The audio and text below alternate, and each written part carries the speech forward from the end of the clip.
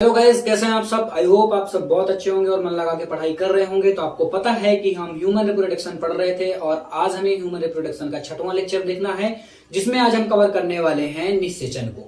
आज हम निषेचन से लेकर देखेंगे कि युग्मनज मतलब जाइगोट का निर्माण कैसे होता है, और जाइगोट के बाद वाले लेक्चर को हम बाद में देखेंगे, क्योंकि यहाँ पर बहुत सारी चीजें हमें ध्यान देनी है। और जाइगोट के बाद वाला लेक्चर मतलब जाइगोट का विकास बहुत ज्यादा इंपॉर्टेंट लेक्चर है, इसीलिए उसको हम बहुत अच्छी तरीके से नेक्स्ट लेक्चर पर कवर करेंगे। तो चलिए स्टार्ट करते हैं आज के इस लेक्चर को। निषेचन निषेचन की बात जैसे आती है बच्चा, तो निषेचन में होता क्या है, जो स्पर्म रहते हैं वो ओवरी पर प्रवेश करते हैं, और जैसे वो स्पर्म ओवरी पर प्रवेश कर जाते हैं तो इसको हम कह देते हैं कि निषेचन हमारा हो चुका है। ठीक है। और निषेचन के बाद कौन सी क्रिया होती है, निषेचन के बाद प्रेगनेंसी आती है। ये प्रेगनेंसी जो होती है वो बच्चा 9 मंथ की होती है, 9 मंथ की रहती है। और इस 9 मंथ में एक भ्रूण का विकास कैसे होता है, एक बच्चा कैसे बनता है, ये सारी चीजें हम देखेंगे।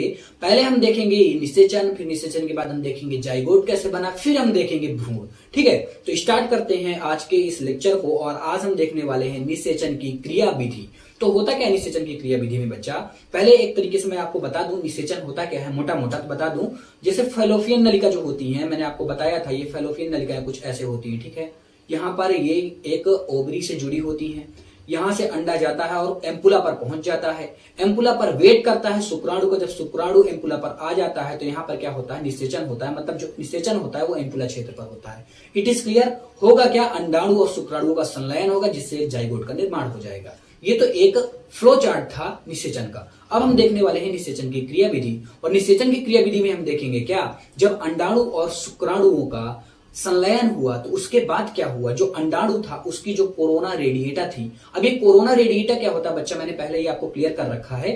जो कोरोना रेडिएटा थी उसमें एक प्रकार की प्रोटीन पाई जाती है, जिसको हम बोलते हैं फर्टिलाइजिन प्रोटीन। अब ये फर्टिलाइजिन प्रोटीन तो अंडाणु पर पाई जाती है, लेकिन एक प्रकार की प्रोटीन जो कि शुक्राणुओं पर भी पाई जाती है, जिसे हम बोलते हैं anti fertilizin protein. It is clear. ये दोनों प्रकार की प्रोटीन कौन सी किस पर पाई जाती है आपको याद रखना है। ठीक, आगे बढ़ते हैं और चीजें देखते हैं। यहाँ पर एक नोट मैंने डाल के लिख दी है, बहुत ही ज्यादा इंपॉर्टेंट नोट है, इसीलिए मैंने इसको अलग से लिखा। जो फर्टिलाइजिन प्रोटीन है वो एक प्रकार की ग्लाइकोप्रोटीन होती है। ये तो इतना ज्यादा इंपॉर्टेंट नहीं हुआ, ये एमिनो अम्ल और कार्बोहाइड्रेट से बनी होती है। ये बहुत ज्यादा इंपॉर्टेंट पार्ट है कि बनी किससे होती है। It is clear. अब मैं एक बार बता भी देता हूं आपको कि कोरोना रेडिएटा एक्चुअली में होता क्या है। आपको सेकेंडरी ओसाइट दिख रहा होगा, सेकेंडरी ओसाइट पे 2 मेम्ब्रेन का निर्माण होता है। ठीक है। ये दोनों मेम्ब्रेन आपको दिख रही होंगी। पहली मेम्ब्रेन क्या है, पहली मेम्ब्रेन ये रही और दूसरी मेम्ब्रेन ये रही। तो जो सेकंड वाली मेम्ब्रेन होती है ना, उसको हम बोलते हैं कोरोना रेडिएटा, और फर्स्ट वाली मेम्ब्रेन को हम बोलते हैं zona pellucida. It is clear. अब देखिए जो कोरोना रेडिएटा था इसी पर है पाई जाती है क्या, fertilising protein. It is clear. यहां तक की चीजें क्लियर हुई। अब मैं आगे बढ़ूं। अब देखिए आगे मैं क्या बताने वाला हूं आपको, आगे मैं बताने वाला हूं कि अब नेक्स्ट स्टेप क्या होगा इसका। जब अंडाणु से शुक्राणु मिलता है, जब अंडाणु से शुक्राणु मिलता है तो वहां पर एक रिएक्शन होती है जो कि फर्टिलाइजिंग प्रोटीन और एंटी फर्टिलाइजिंग प्रोटीन करती है। और ये काम क्या करती है, एक छोटा सा काम करती है। ये पहचानने में हेल्प करती है क्या जो शुक्राणु आया है वो वही जाति का है। मतलब हम कह सकते हैं कि जो एंटी फर्टिलाइजिंग प्रोटीन होती है और जो फर्टिलाइजिंग प्रोटीन होती है वो जाति विशिष्ट होती है। और ये जाति विशिष्ट होती है और किस सिद्धांत का पालन करती है, ताला कुंजी सिद्धांत का पालन करती है। मतलब मैं कह सकता हूं सपोज दैट ये एक प्रकार की कुंजी हो गई। ठीक है। ये नहीं, इसको न लीजिए आप, इसको लीजिए, ये एक प्रकार की कुंजी हो गई।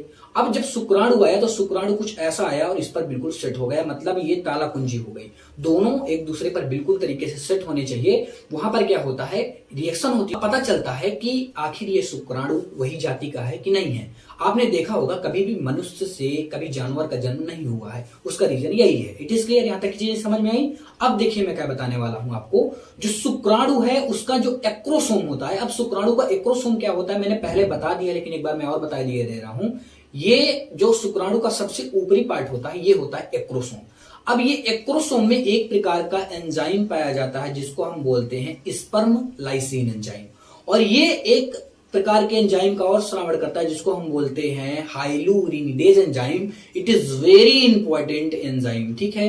अब क्या होगा बच्चा, यहां तक आपको समझ में आई कि अब हाइलुरिनिडेज एंजाइम निकल चुका है और ये क्या करता है बच्चा, ये कोरोना रेडिएटा पर पाए जाने वाले हाइलुरिनिडिक अम्ल का पाचन कर देता है। अब जैसे पाचन हो जाएगा, सपोज दैट ये कोरोना रेडिएटा है, तो कोरोना रेडिएटा पर ये प्रोटीन जो पाई जा रही है इसका पाचन कर देगा, तो यहां से क्या हो जाएगा, एक प्रकार का छेद का निर्माण होगा। मतलब यहां से अब शुक्राणु अंदर जा सकता है। समझ में आई यहां तक की चीजें? तो जैसे इसका पाचन करता है, पाचन करने के बाद शुक्राणु थोड़ा सा अंदर आता है और शुक्राणु जैसे अंदर आता है तो एक प्रकार की और परत मिलती है जिसको हम बोलते हैं जोना पेसुलिडा, जो कि कोरोना रेडिएटा के अंदर होती है। अब ये जोना पेसुलिडा को भी छेदना है तो जोना पेसुलिडा को भी ये छेदता है और ये शुक्राणु पूरी तरीके से अब जो अंडाणु है उसके जीव द्रव्य में प्रवेश कर जाता है। यहां तक की चीजें क्लियर हुई। शुक्राणु जो है वो अब जीव द्रव्य तक पहुंच चुका है। अब इसके आगे क्या होगा, अब जैसे शुक्राणु अंडाणु के अंदर पहुंच चुका है तो दूसरा शुक्राणु ना आए, क्योंकि एक ही शुक्राणु पहुंचना चाहिए एक बार में, तभी जाके 2n संरचना का निर्माण होता है। तो यहां पर क्योंकि n मादा का हो गया और n पुरुष का हो गया, ये शुक्राणु है और ये अंडाणु है, दोनों मिलकर 2n का निर्माण करेंगे। यहां पर एक शुक्राणु और आ जाएगा तो फिर गड़बड़ हो जाएगी, कई बार आता भी है। लेकिन अभी आप ये देखें कि जो शुक्राणु है ना, जैसे एक शुक्राणु अंदर पहुंच जाता है तो जो जोना पेसुलिडा है उसके स्तर पर बदलाव आएगा और जोना पेसुलिडा पूरी तरीके से ब्लॉक हो जाएगी। और जैसे वो ब्लॉक हो जाएगी तो जो दूसरा शुक्राणु है अब वो अंदर नहीं आ पाएगा। मतलब अभी तक में एक शुक्राणु अंदर आया है। ठीक, अब आगे बताऊं मैं अगर, तो जो शुक्राणु है अब अंडाणु पर प्रवेश करता है और क्या करता है, द्वितीयक अंडक में अर्धसूत्री विभाजन सेकंड करता है। अब देखिए अर्धसूत्री विभाजन सेकंड के बाद होगा क्या, एक अंडाणु और एक ध्रुवी पिंड का निर्माण हो जाएगा, एक अंडाणु और एक ध्रुवी पिंड का निर्माण हो जाएगा और ये शुक्राणु अंडाणुओं के अगुणित केंद्रक पर जाएगा। अब देखिएगा ध्यान से, ये सपोज दैट ये अंडाणु है, ये इसका अगुणित केंद्रक है जिसको मैं बोलूंगा n। इसको केंद्रक मत लीजिएगा, ये केंद्रक नहीं है, ये ध्रुवी पिंड मैंने बनाया है और ये केंद्रक है। ठीक है, अब मैंने इसका डायग्राम लिया, ये अंडाणु है और इसके अंदर एक ध्रुवी पिंड है, यहां से गया शुक्राणु और इसके ध्रुवी पिंड में पहुंचता है और n संरचना मिलकर 2n संरचना का निर्माण कर देती हैं, जिसको हम बोलते हैं जाइगोट। इट इज क्लियर बच्चा, जाइगोट तक निर्माण हो चुका है। आपने आज जाइगोट तक की चीजें देखी। आई होप ये सारी चीजें आपको समझ में आई होंगी। मैंने बहुत ही बेहतरीन तरीके से समझाने की कोशिश की है। अगर आपको कुछ चीज समझ में ना आए तो डाउट काउंटर पे आप जाके पूछ सकते हैं। दूसरी बात, आप कमेंट कर सकते हैं, मैं जरूर देखूंगा और आपका आंसर भी दूंगा। देखिए ये लेक्चर मैंने जानबूझ के छोटा रखा है क्योंकि जो नेक्स्ट लेक्चर मैं आपको पढ़ाने वाला हूँ बहुत ज्यादा इंपॉर्टेंट लेक्चर है, शायद इस चैप्टर का सबसे ज्यादा इंपॉर्टेंट लेक्चर है, इसलिए उसको मैंने सेकंड स्लाइड पर रखा। उसकी स्लाइड बन चुकी है, बहुत ही बेहतरीन तरीके से स्लाइड मैंने बनाई है और बहुत ही अच्छी तरीके से समझाने की कोशिश करूंगा। और मैं ऐसा मान के चल रहा हूं कि अगर आप अच्छी तरीके से वीडियो देखेंगे तो 100% आपको समझ में आएगा, भले वो कितना टफ पार्ट हो, क्योंकि मैंने इसको 3D वे पर उसकी स्लाइड पूरी बनाई है ताकि आप देख के एक तरीके से दिमाग में आपके घुस जाए। ठीक है, तो ये लेक्चर जानबूझ के मैंने छोटा रखा था। मिलते हैं नेक्स्ट लेक्चर पर। Thank you.